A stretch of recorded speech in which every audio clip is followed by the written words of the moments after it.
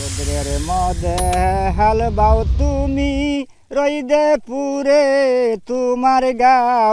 অগ্রহায়ণের মধ্য দুপুর, চলছে ধান কাটার বিরতি।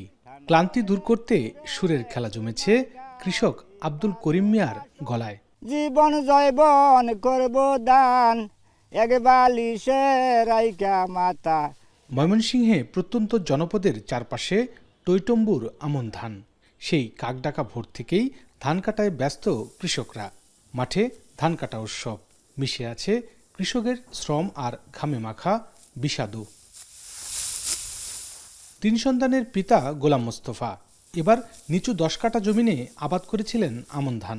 তবে সবশেষ বন্যায় পুড়েছে তার কপাল। সারা বছরের খাবারের জোগান নিয়ে বাড়ছে দুশ্চিন্তা। অন্যের জমিতে ধান কেটে আপাতত মিটছে রুটি রুজির জোগান।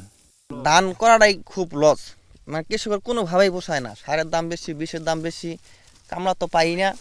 এবার আকস্মিক বন্যার কারণে ব্যাপক ক্ষতিগ্রস্ত হয় ময়মনসিংহের ধোবাউড়া, হালুয়াঘাট সহ কয়েকটি উপজেলার ফসলি জমি। এছাড়া অনেক ধান ক্ষেত রেহাই পায়নি পোকার আক্রমণ থেকে। এই অবস্থায় বেড়েছে কৃষি উপকরণের দাম। তাই ক্ষতিগ্রস্ত এলাকায় কৃষি প্রণোদনা বাড়ানোর তাগিদ চাষিদের। বীজের দাম বেশি, কীটনাশকের দাম বেশি, যার ফলে আমরা মানে কৃষি উৎপাদন করে মানে ধানের দামটা ওই পরিমাণে পাইতেছি না। পানি বাইরেছে এবং পোকার খুব দুর্ঘটনা, একেবারে রীতিমতো পোকা। এই সমস্যা এদের লাভবান না কোনো রকম। সারগুনা অল্প দামে কিনতে পারি, কীটনাশক অল্প দামে কিনতে পারি, তাহলে আমাদের ফসলগুনা করতে একটু সুযোগ সুবিধা হবো, আমরা একটু আইনতি করতে পারবো। এদিকে ক্ষতিগ্রস্ত এলাকার কৃষকদের ক্ষতি পুষিয়ে দিতে বড় মৌসুমে সার, বীজ, সরিষা সহ বিভিন্ন প্রণোদনা দেওয়ার কথা বলছে কৃষি বিভাগ।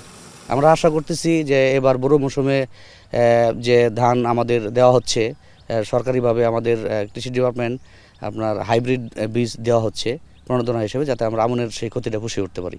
ময়মনসিংহে এবার রোপা আমনের লক্ষ্যমাত্রা ছিল 2,68,490 হেক্টর। ক্ষয়ক্ষতি বাদে 2,62,000 হেক্টরের ধান পাবেন কৃষকরা। ইমতিয়াজ আহমেদ, এখন, ময়মনসিংহ।